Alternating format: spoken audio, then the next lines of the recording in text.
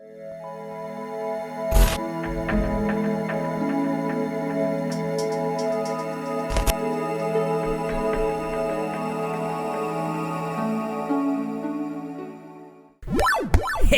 welcome back into today's video. Poppy exposes Titanic Sinclair, but I noticed a few things, and we're going to talk about that today in Exploring YouTubers. On December 28th of 2019, Poppy released a statement that says, "To whom it may concern, I grappled with the thought of making this statement, but I decided to do this to set the record straight. As some of you may know, my former creative partner and I have parted ways. This was a long time coming, but this is a person whom I've defended in the past because I thought he was just misunderstood. The reason I'm making this statement is due to the amount of misinformation online about me and my character, and I owe it to myself to clear a few things up. I met this person at a young age, and things were seemingly good for a while until echoes from his past were too loud to ignore. I was never an accomplice to this person's past actions like some believe. I was a person who suffered similar wrongdoings as one of his former partners brought to light. This person glamorizes suicide and has used it many times in the past to manipulate me, and the last time I finally had enough. As a grab for attention, he messaged fans before he tried hanging himself while I was on tour with an item that belonged to me. These are tactics that he's used for years. This person lives an illusion that he is a gift to this earth, and he's weaved himself into a storyline, wanting the public to believe he was a puppeteer, which is so far from the truth. In light of recent events brought to my attention, he is already quick to jump in and use my former friends as his next experiment, repeating manipulative patterns he has for years. I was trapped in a mess that I needed to dig my way out of, and like I always do, I figured out a way to handle it. I encourage those of you that feel trapped in a situation, whether it be similar to my previous one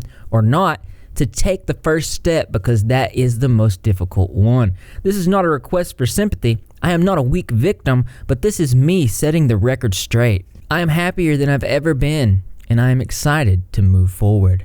Now, there's a couple of things that I want to point out in this statement. Number one being, in this paragraph, she says, "As some of you may know, my former creative partner and I have parted ways."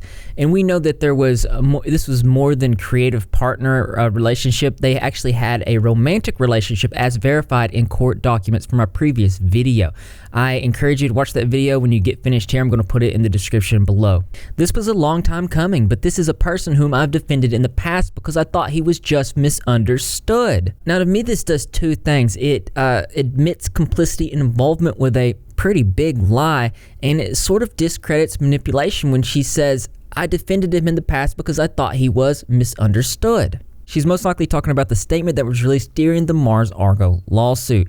Now, this opens a whole can of worms because now we know that Titanic Sinclair didn't write the statement or force her to do so, meaning that all that is wrong with the statement was fully her responsibility. And that's everything from discrediting a survivor's story, victim blaming, lying about abuse, to frame Josh Moran, you name it. And then for her to say that her reasoning behind all of this was, "I defended him because I thought he was just misunderstood." This to me doesn't seem like the words of a scared and manipulated girl who was lost and didn't know what to do. This looks like a strong and independent woman that was helping a man that she felt sorry for. Now, this doesn't mean that her pain is invalidated in this situation. It's very much real, but it's just as real as the pain of the other people involved. Just like we can't invalidate the pain in this situation, she likewise can't overlook the pain of Brittany, Josh, Corey, Alex, the families involved, the reporter they doxed. I was doxed at one point, and the fans that were lied to along the way. It's hypocritical not to take any responsibility at all when some of these lies were thought out and executed in a calculated way. She goes on to say that the reason I'm making this statement is due to the amount of misinformation online about me and my character, and I owe it to myself to clear up a few things. Now, to me, this is a direct response about the video I put out exposing her of direct lies in legal court documents. Again, if you haven't seen that video, it's relevant now more than ever. It will be in the description below. What's highlighted in blue here are points directly from my video that initiated the thought that she might not be fully to blame, which in red shows otherwise. These two parts in red here are a lie and somewhat of a oxymoron or a fallacy. She says I was never an accomplice when in fact she did verify defending him. not because of manipulation, but because she was doing a kindness because she felt him to be misunderstood. Then she says, I was a person who suffered similar wrongdoings as one of his former partners brought to light. Well, wrongdoings, because she said none of those things were true and that Corey was blameless. It can't be both. In Poppy's statement from May of 2018, she says, it has been very painful to read the lawsuit Ms. Sheets filed, and to see the word abuser in my own name in the same sentence. Something very few people know is that one of the reasons I work the way that I work, and why I've made such efforts to conceal my identity, is because I have my own history as a survivor of abuse. This legally documented trauma from my past is something I never wanted to make public, because I did not want to relive it. Ms. Sheets' publicity campaign has made that impossible. Her legally documented trauma turned out to be not exactly the truth. Remember, after being faced with a lawsuit in 2018, Poppy attached pieces of cropped court documents filed against Josh Moran as evidence of her being a survivor. However, I'm about to show you fully uncropped court documents for the first time, and it tells a different story. As you can see, Corey and Poppy filed for individual TROs on the same day. Then Corey's was denied on 9/14/2015, while Poppy's was dismissed on 10/7/2015. We didn't really get much context until now. First, we're going to look at Poppy's. As you can see, Poppy's TRO lists 3 witnesses, Corey Mixter, a man named Chris, and a man named Sam. Now, Josh tells me that the only one he saw was Corey and that they were facing away from any windows, so it would have been really hard for anyone to see any type of fight at all. He also tells me that not only did he not know Poppy was there, he only came there for Corey, and that he had no issues with Poppy. This is actually backed up in case transcripts by Corey himself while under oath, and not once did any mention of Poppy come up during the hearing, which doesn't make any sense. And even more confusing is that there's no mention of Poppy in Corey's case documents, even though they applied for TROs on the same day. As you can see, Corey's main witness is Mariah, along with the guy Chris and Sam, and he also lists neighbors. So in Poppy's court documents, she writes, Joshua was stalking me and found out my location, drove to my current boyfriend's house talking about Corey, and was looking in the windows. He knew we were inside and called my current boyfriend Corey to come outside, where he then proceeded to attack him during a conversation they were having, and I was scared for my life.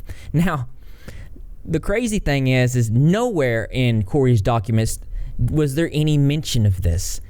And in the court transcripts, it was brought up that this was just a business matter. The only angry ex-boyfriend narrative that you're going to hear is from Poppy in this court document that lists it as related to Corey's.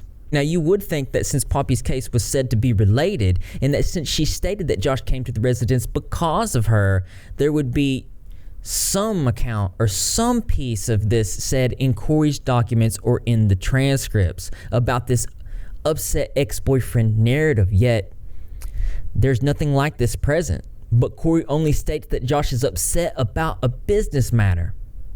As for Poppy's narrative in her case documents, it says no allegations relating to Poppy. All of the allegations and acts of violence relate to the person's new boyfriend, Corey Michael Mixter, who has filed his own separate case, and it gives the case number in relation. And any type of restraining order was denied until the court hearing, which didn't really ever happen because she never showed up and it was dismissed. When I think about this, I have to wonder why Poppy did not include any of this information. Or at least a public case number at the time when she condemned Josh as her abuser. She continues in her mid-2018 statement saying, Ms. Sheets' claims of stalking, harassment, and abuse directed at Mr. Mixter are preposterous projections of her own actions. My creative partner is blameless, and I am confident this case will be dismissed. Only to follow up in 2019 by saying, I was never an accomplice to this person's actions like some believe. I was a person who suffered similar wrongdoings as one of his former partners brought to light. Once again, you cannot victim blame, discredit a survivor's story, lie about abuse to frame someone, and then turn around and say, that was all actually true. Corey is fully to blame, and by the way, I am a victim. All the while somehow avoiding fault at all, not admitting any of these lies that you've just said. Another thing that rubs me the wrong way is when she says this person glamorizes suicide and has used it many times in the past to manipulate me and the last time I finally had enough. As a grab for attention, he messaged fans before he tried hanging himself while I was on tour with an item that belonged to me. These are tactics that he used for years. This person lives in an illusion where he thinks he's the gift to this earth. He weaved himself into a storyline wanting the public to believe he was a puppeteer, which is so far from the truth. Now, I can verify that he seems to glorify suicide, and to me it's a sign of mental health issues. There's footage that I've seen that I just would not release because of this being a mental health issue. And she should know this. She should know how fragile this person's mental state is.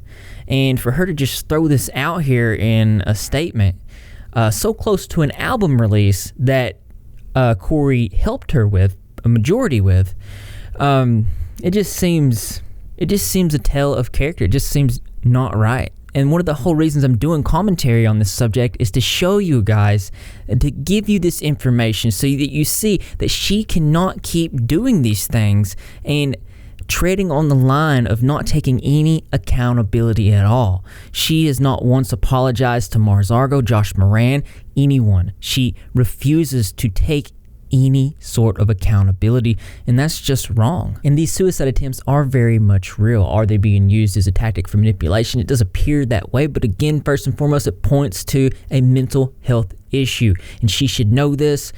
She's been there beside him. She's been through these types of things. She admits it herself. I don't want to see any more tragedies, and I know that this is a person with a family, mother, father, brother, and they are concerned, and I just feel like her doing this is not a good thing. Don't blame someone and change the story to whatever scenario suits you best. I know a lot of Poppy stans in general will say she's having a hard time and she needs space, and that's fine.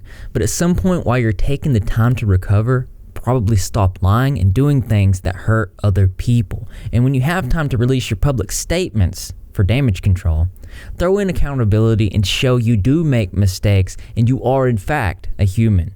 I'm fully aware via lawsuit settlement she isn't supposed to say anything about Mars Argo, but that doesn't mean she couldn't be a person and privately throw over an apology, maybe even between lawyers. But that hasn't happened, and there's nothing preventing her from apologizing to all the others involved. I could literally go on all day in this video, but we're going to save it for a part 2, and then we'll continue this. I am currently interviewing some people. I'm talking to Titanic Sinclair's brother, and it'll get more enlightening for sure, but don't be pushed in any direction here. Formulate your own opinions. As always, the links are going to be in the description. Subscribe to keep following this story if you're interested in it. And as interesting as this is, there's always something that's more interesting to me. That's right, you guessed it. I want to know what you think. So why don't you go ahead and leave your creative and interesting responses in the comment box below. Thumbs up for those likes. As always, brothers and sisters, I will see you in the next video.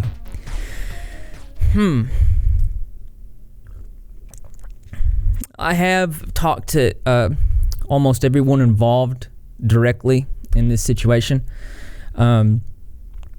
And it gives me a bit of a unique perspective on this because they want to get their side of the story out there, and we have to respect that. But it's a unique situation. I can tell you this from my personal opinion about it. I don't think there's too many people in here that are completely innocent. I think everybody's got a little bit of differing perspective, so to speak. But that's just how it is. Anyway, this is the first video of 2020. 2020 is going to be a good year.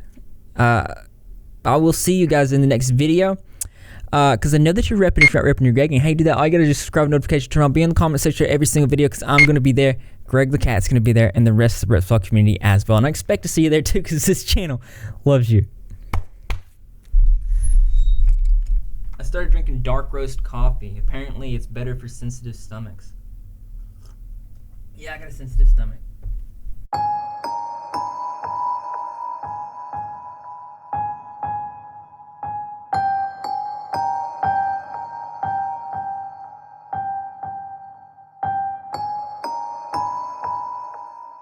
She said none of those things were true and that Corey was blameless.